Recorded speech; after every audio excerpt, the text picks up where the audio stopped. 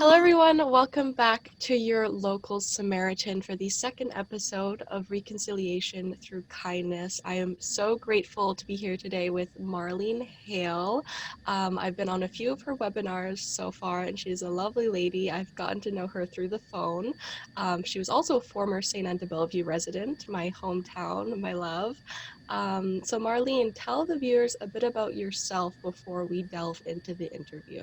Good morning, Samara, and good morning, everyone. My name is Marlene Hale. I see my face is a little bit dark. I should put some light around it. It's just where my computer is sitting, I suppose. My name is Marlene Hale, and I am from the Wet'suwet'en Nation, which is in northern British Columbia. And I've resided pretty much in Vancouver most of my life. And I lived there almost about 25 years, where I've always been a chef by trade. And I also do cooking, culture, and cuisine, indigenous food, which is I started usually with cooking with culture and cuisine, which is from the Wet'suwet'en Nation, where just all my life since I was 6 years old, I've always made our traditional bannock. And when things just got a little bit more, I think when I was getting a little bit older, I was always a gourmet cook, just from stuff I've always tried. I'm right from Martha Stewart on. I've always had cookbooks and watching stuff on TV. And then one day I just walked into a college and decided to go get my degree in cooking. And then I started working in private clubs in Vancouver, where most of my chefs have discovered me and hired me to be on their team. And from there, my one chef took me to beyond that, and I did my chef's training in London and Budapest and Europe. And going there, I had met many incredible, very renowned chefs. Anton Edelman, let's start with him. He is one of the most renowned in all of Europe. He cooks and has cookbooks from one of the most famous restaurants in London, England, where the hotel is called the Savoy Hotel, where Lady Diana and many of the people from the Buckingham Palace, a lot of delegates, they movie stars, you name it. It's a known place. And so I was starting in their kitchen, which was really, you'd think it would be really gorgeous, and as a chef, but it was tough because they speak so fast and they speak on a microphone, and the kitchens are so huge. So basically it was just me and my camera. And then once a day I would meet up with an interpreter who just went through everything that I did. So quickly, within a month, I was in every parts of that kitchen. Meaning to say, what they have their own butcher, they have their own sushi maker, they have their own pasta maker, they have their own pasta. For pastries. I was with her for about a week, and just incredible things that you went on with. And we did a lot of events with them where, let's say, for instance, that kitchen is something to talk about because it has the original stove that Gustav, many years ago, where started the gastronomy in Europe. His stove the original stove is still there. It's so heavy and hot that it's probably like 25,000 kilos. They were saying they'd have to take it down the Seine River, and when that happened, it would go on a barge. It cost them millions of dollars just to get it out of the hotel. And so we learned a lot through that. And then through Europe, one thing I did learn in that hotel, like when you go to walk in, you don't just walk into the front door. If you're a worker, you have your own entrance. And that entrance was really scary for me because it was all color coded. And if you went the wrong way, there's literally miles and miles and miles of tunnels below of London. You could easily get lost and you could die.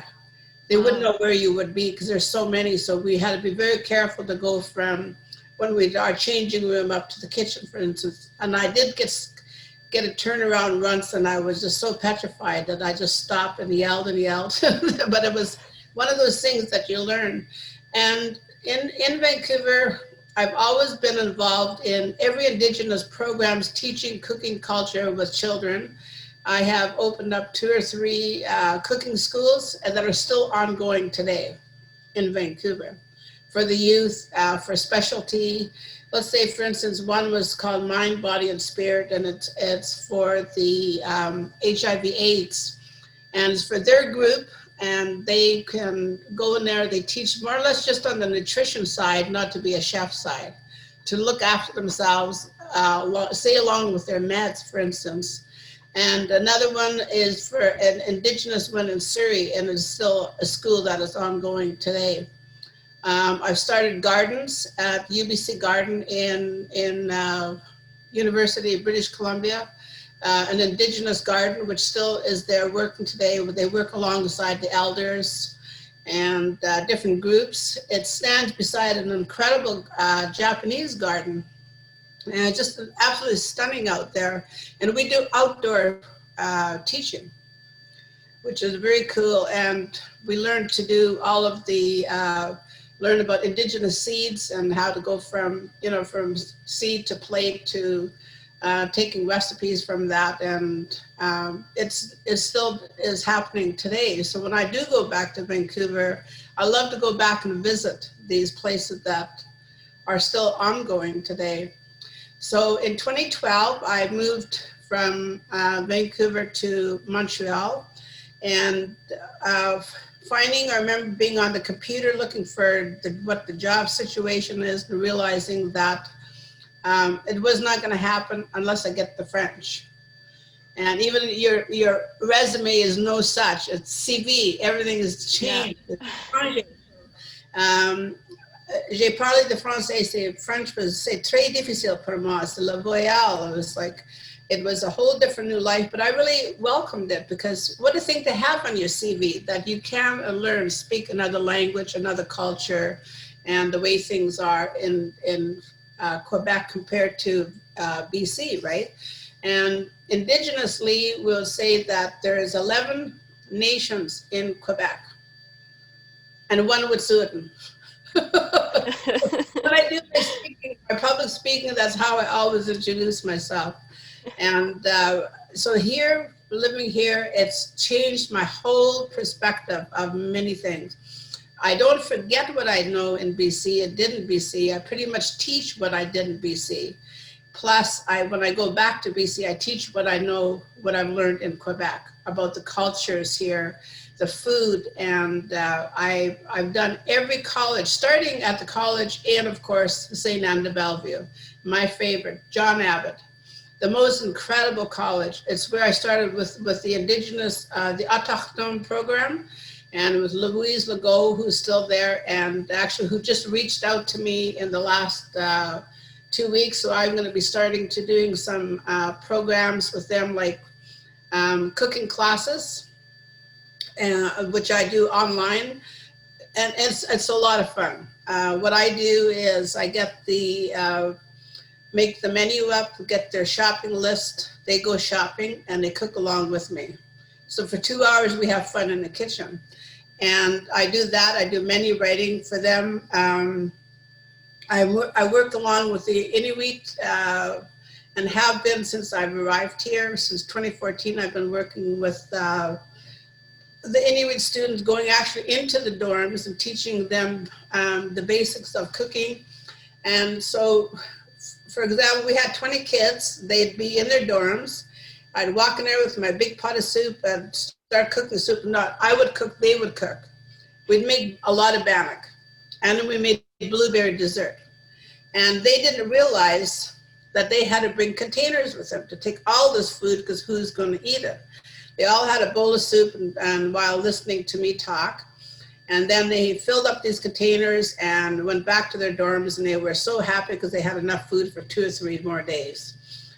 They had soup, bannock, and dessert, and they were very excited about that. So it was such a big hit with them, so they've had me back again a few times, and now we're going to try to do it online. And then I will be setting up some programs based on availability. So we're just talking about first of all, I will be doing one big talk like I normally do on the updates of the Wet'suwet'en Nation with the pipelines, the CGL, which is Coastal Gas Link, which has upset our territory in northern British Columbia of the Wet'suwet'en Nation. And so from there, January the 7th, 2019, we know where this story came out, where the CJL and the RCMP imposed an injunction on our people. And when they did that, they did it very brutally, and the world has seen it. The world knows what's been going on, and that this would turn me from a chef activist. And now that's my role today. I've now, like your interviews at 11 today, you're going to be my second one today. And I've been doing this nonstop ever since this first started with our people of January the 7th, 2019. And it's been quite a few, hard years on our nation and our people of what's going on. It's just totally upset everything in our lives. And where it really has become an importance with me being here, being their spokesperson from the East, because we have, number one, the media, and we have young people like yourselves. There's many, many kids who come out and are in solidarity with the Wet'suwet'en and out there protesting, which, as we all have seen. Oh, speaking of the phone is Ryan Young, and where um, I was just thinking really hardly just the last few days about the hardships because of the COVID-19 coming in, where our indigenous people are just striving through so much stuff with the RCMP still on our territory as we speak, as of even yesterday, where they travel between 3 and 5 of them, just harassing people on our territory who are just going to their homes.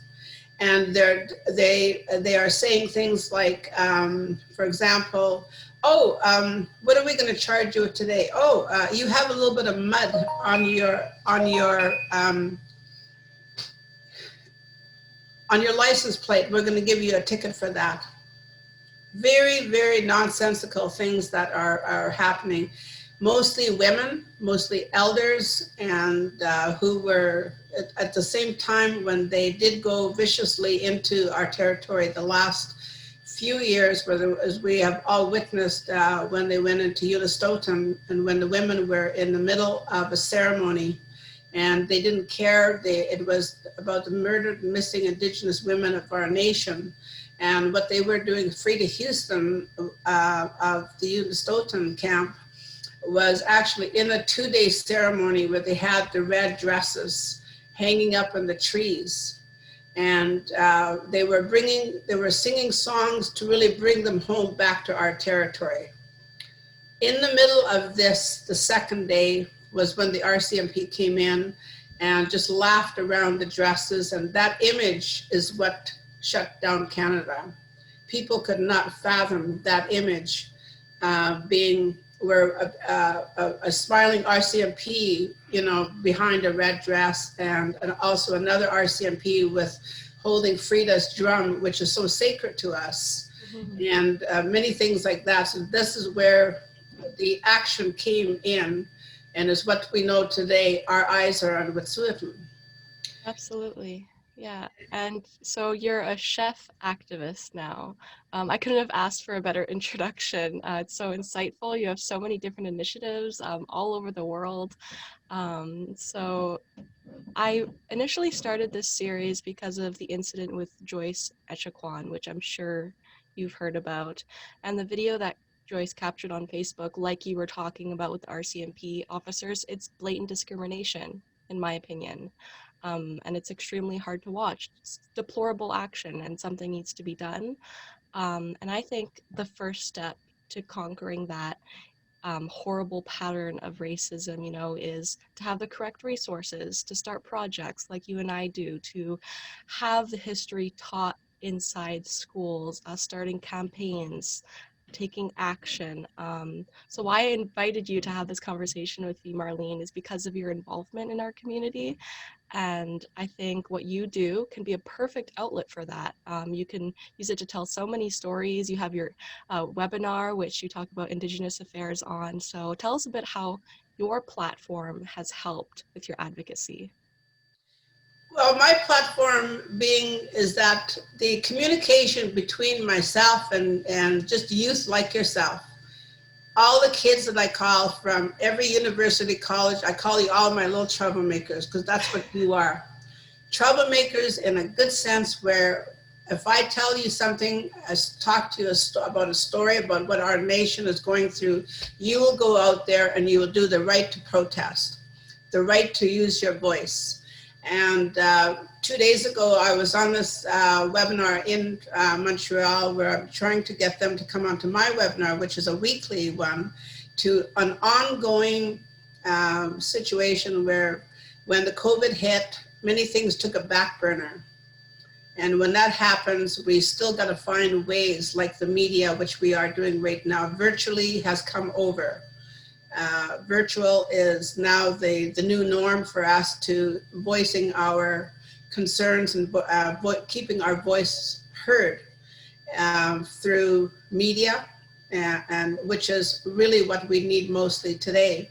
And speaking of media is one of the things that one of the first people that I had on my webinar, I've had over 7 journalists, and my webinar has become worldwide now, meaning to say I'm in contact with people from Papua New Guinea, from the weekly one from Jeffrey Kamisi. He phones all the way in every Friday from Kampala, Uganda, and sharing his stories of his activist situations that are happening in Uganda, Kenya, many parts of Africa, and how they're dealing it through the COVID and many other issues. So we're always in tune with the outside world of what is happening. Other than we do get the work that way hands-on, other than relying on media sometimes, because we're not sure now with the media what is fake news and what's not. So unless we do it ourselves, we hear about it from the actual people worldwide. And I deal with 23 different countries, Latin American countries that I spoke to last September 23rd. I flew to Panama City and was on an 8-day conference with people from all over the Latin Americas dealing with the same situation as indigenous people, but talking about their situation compared to what we do. So now we have become allies around the world, and which is very important because the outside is not connected other than what you listen to, and also we are very careful of what we do, and we're very careful what we say. Mm-hmm. These days, that part is very important because it does affect you afterwards. Yeah, absolutely. I think we're all in this together. You articulated it beautifully. And now that I'm thinking that this pandemic, you mentioned COVID, has, I guess, coincidentally coincide with a lot of social justice movements like Black Lives Matter movement at the start of the summer. Um, what do all these surges or calls of action mean to you as an activist in the community? As an activist, it's very important because the calls of action was just exactly that. I was doing one of my first speeches publicly in Montreal on the very same time as George Floyd. So the run that the kids were doing was in Montreal was they were doing it by bicycles, and which was great because it was perfect for social distancing. So I would go up there and speak, but then I donated, or I changed from the Wet'suwet'en story very quickly to the George Floyd, and I called the run, I dedicated the run after him, the walk, because he died a horrific death. We're still here. The Wet'suwet'en Nation is still here, but he's not. And so then from there, our story shifted. So what do we call ourselves? As shift disturbers. Shift disturbers is whatever comes up, it's updated on the media and the world is exactly what happened to that. We commemorated George Floyd, and that went into Black Lives Matters along with the Indigenous Matter story. From there, we also know that through many of the cities across America, especially how horrifically how the RCMP were just the people were just dying at the hands of the RCMP. So that went in, changed hands into systemic racism and also defunding the RCMP. And so we actually had people on that I have met through many of the talks that I do. And let's go to one particular guy. His name is Chris Palin. I met him in Toronto at a fundraiser that I was talking to. When I got off the stage, he tapped me on the shoulder and said his name was Chris Palin and he was from the Wet'suwet'en Nation, which shocked me. And he told me who his great grandmother was. So what he did after that was we got a chance to get to know each other. So he is a 23-year RCMP. He's retired with the RCMP. He now teaches in Regina. This is where at a timing like this was very important because I just spoke to a group of young students that are going into law enforcement, and they will be graduating in June. It was a perfect time and I was a perfect person to speak to this group of kids because it wasn't me telling them about systemic racism or defunding the police, any issues. I didn't even go near there. Where I was at was as a young person who is Indigenous, number one, you are at a time like yourself, Samara. This is the 8th generation. Your generation is very important. You are the ones that are going to make the difference. And where these students, I spoke to them individually for about an hour and a half. And it was more into teaching them stuff that I've done on my teaching time was mentorship. To take a young child under your wing, start learning to teach them soft skills and to helping them. When you start helping, you understand yourself what it's like to be a helpful, a niceful, kind person. So you're going to go into this field of RCMP in a really good way. And you're going to show the old guys how to do it, not the way they're doing it now. That's just a way to ease yourself into it and to this new thing called systemic racism. They're going to hit it hard themselves because they're Indigenous. So this is where you have to be very careful when I say back that, you have to be very careful with the words you choose and how you say it. And it affects them for their life, for the rest of their life. So I've also invited them to onto my webinar to meet younger kids like yourself. They're all the same age, between 18 and 25. And so they can get to meet each other and meet kids from all over Canada in different fields, learning different things from law, learning law students, and there's a lot of law students, and a lot of social activist students, and a lot of students who are into the environment, social justice, you name it. There are so many topics for the young kids now to teach us older ones, which we get into another subject called ageism. And that the ageism is even important to someone your age, because right now your age could be discriminated and you don't even know that. In a sense where we've stolen the children's time right now, literally is how I feel. And I spoke to that when I spoke to last March 15th before 150,000 students in Montreal at Place Bazaar, the biggest group I ever spoke to. And it was on climate action, climate change, exactly how the environment has affected us, from pipelines to everything that's going all across the map. And so it starts off with an apology from me to the students saying, I apologize because I took part. I was a huge part in messing up this world. that you're living in and why we are where we are today. But I'm also a biggest person out there trying to fix this Mhm. so that the youth can have a better world and the youth can have the climate change and not suffer the effects of it, because that's Yeah. what we all are right now in this pandemic. Mhm. And where I say we've stolen the children's time, we have. Your time should be out there enjoying the world, traveling and getting to know it, and instead of you just being in a lockdown. So 8 months already have been lost, a lot to make up for. Yeah, absolutely. And I agree with you. I always implore myself and all of my peers to get involved. And if anybody's watching right now, I really encourage you to take part in Marlene's webinar.